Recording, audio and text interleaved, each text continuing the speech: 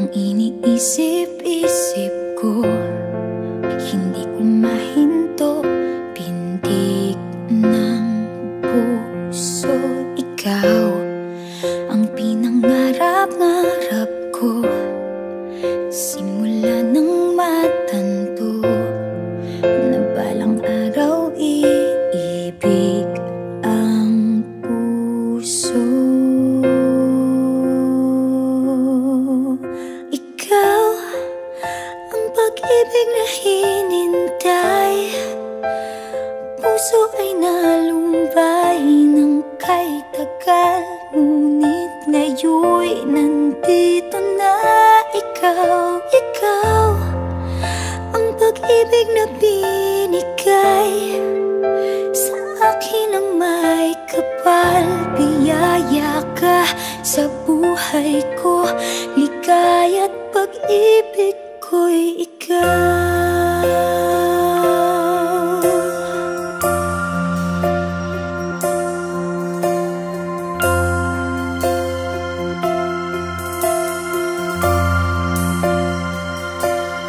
Humihinto sa bawat oras ng tagpo, ang pag-ikot ng mundo. Humingiti ng kusa aking puso, pagkat nasagot na ang tanong. Nag-aalala noon kung may magmamahal sa akin ng tunay. Ikaw ang pag-ibig na hinintay. Puso ay nalumbay ng kay tagal, ngunit ngayon'y nandito na. Ikaw ang pag-ibig na binigay sa akin ang may kapal. Biyaya ka sa buhay ko, ligaya't pag-ibig ko'y ikaw. At hindi pa ako umibig ng gantuan. Nasa isip magkasama ka habang buhay. Ikaw ang pag-ibig na hinintay. Puso ay nalumbay ng kay tagal, ngunit ngayon'y nandito na. Ikaw ang pag-ibig na binigay sa akin ang may kapal. Biyaya ka sa buhay ko, ligaya't pag-ibig ko'y ikaw.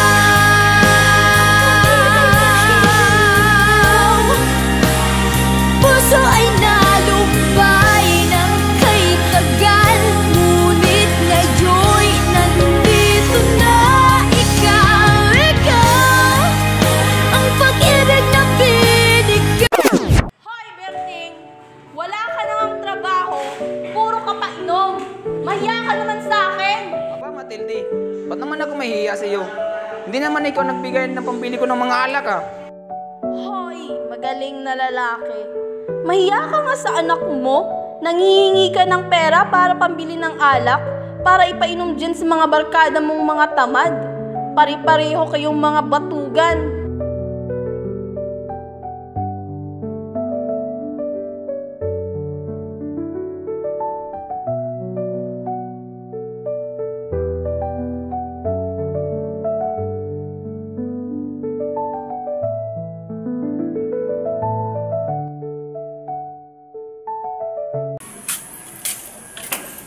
Uy, Sarah, sandali. Baka may 500 ka dyan, pambili lang ng pulutan namin. Sarah, shot ka muna. Grabe par, pagdating talaga kay Sarah, lumiliwanag ang araw mo pag nakikita mo siya. Sira, alam mo, patingin mo yung utak mo, baka may sira yan. Kunwari pa, alam ko namang malaking pagnanasa mo kay Sarah. Sira ka talaga. Kumusta yung ina-applyan mo? Yung ba? Nag-aantay na lang akong tawag kung kasi kailan ako magsisimula. Mga tol, dagdagan mo na lang ng 1K para panimula ko ako. Kung sakali ako tatawagan.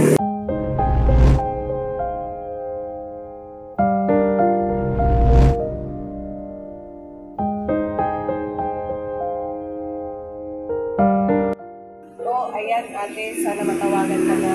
Salamat, tol. Sige ate, baka malate na ako, aalis na ako. Sige, tol.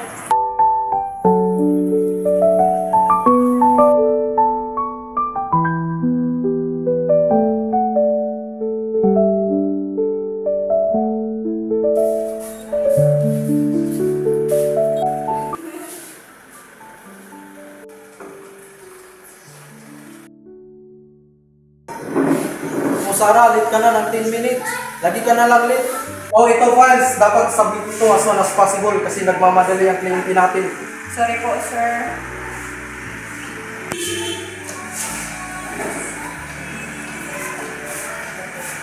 Sis, napag-hahalataan ka na namin, ha? Sis, magpapahalata.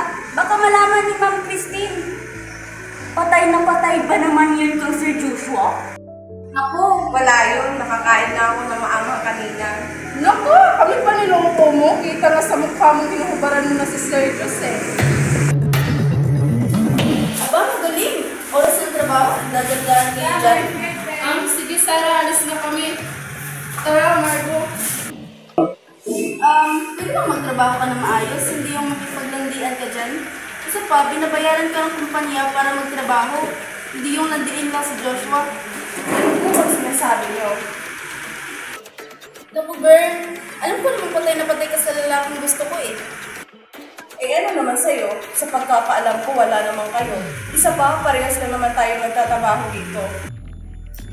Baka nakakalimutan mo nga mas mataas pa ang posisyon ko sa'yo. Tsaka girl, tingnan mo yung damit mo. Mukhang damit na pang lola.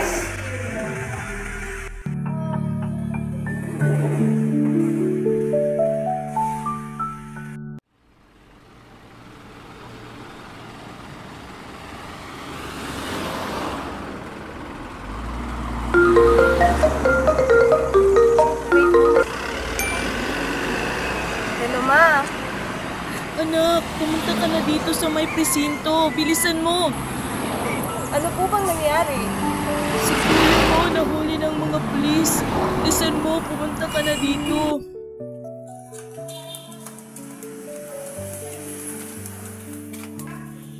Anak, ang kapatid mo nakakulong. Tulungan mo siya. Nasaan siya? Andun siya, ate.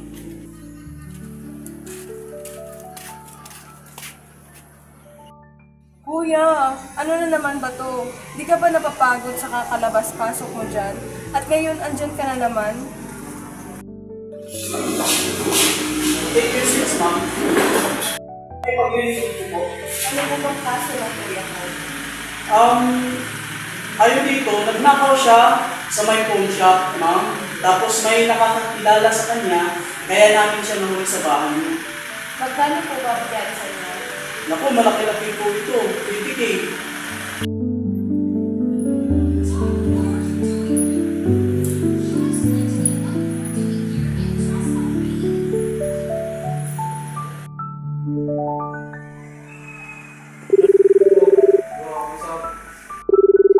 Hello, sis. O sis, napatawag ka. Ay, alam ko na, nakulong na naman ang kuya mo, no? Magkano bang kailangan mo? Paano mo nalaman?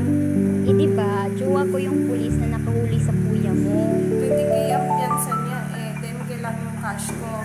Baka patangin mo muna ko kahit 10K lang. Ibabalik ko yan pag makasahod tayo. O sige sis, ihulog ko na sa account mo.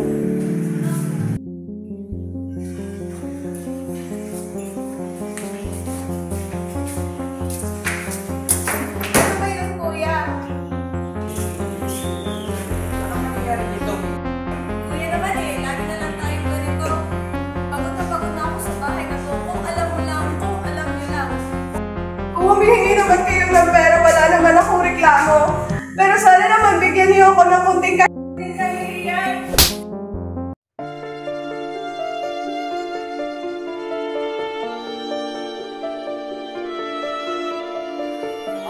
Palagi ka na. Sino ba nagpaaral sa'yo? Sino nagpalaman sa'yo? Sino bumubuhay sa'yo? Kung hindi dahil sa amin ng mama mo, wala ka dyan sa pinapasukan mo. Ang kapal mo sa biyan, ganyan. Wala kang utang na loob. Papa naman eh! Hindi niyo kasi ako naiintindihan! Wala na ba akong karapatan magsalita sa bahay na to? Lagi na lang ba kayo ang nasusunod? Ang akin na naman ay intindihin niyo rin ako. Kasi kahit isa sa inyo walang nakakaintindi sa akin.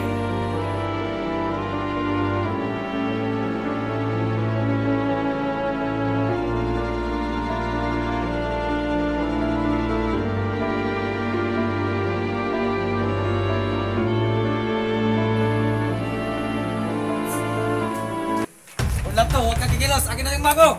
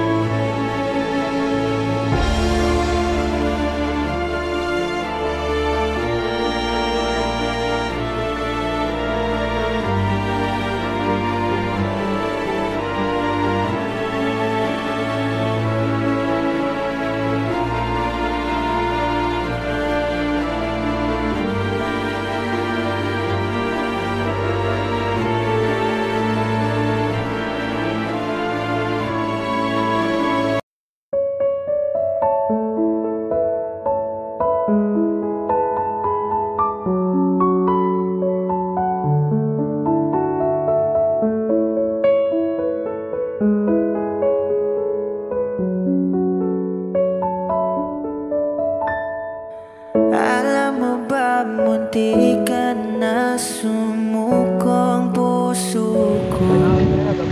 Harap Margali. Sa paulit-ulit Ang na lawas pa harap. pagkakataon na nasaktan Roger. ko. Mukhang delikado na naman ako. Bakit ba kinikilig ako? Pero ngayon ay Kiligon ang buhok parang tanggalan. kakaiba. Pag Doon. nakatingin Smile, tanaw sa isa't isa. Nang may pagdanasa. Ngayong nandyan ka na, di magmamadali. Ikaw na ang katabi hanggang sa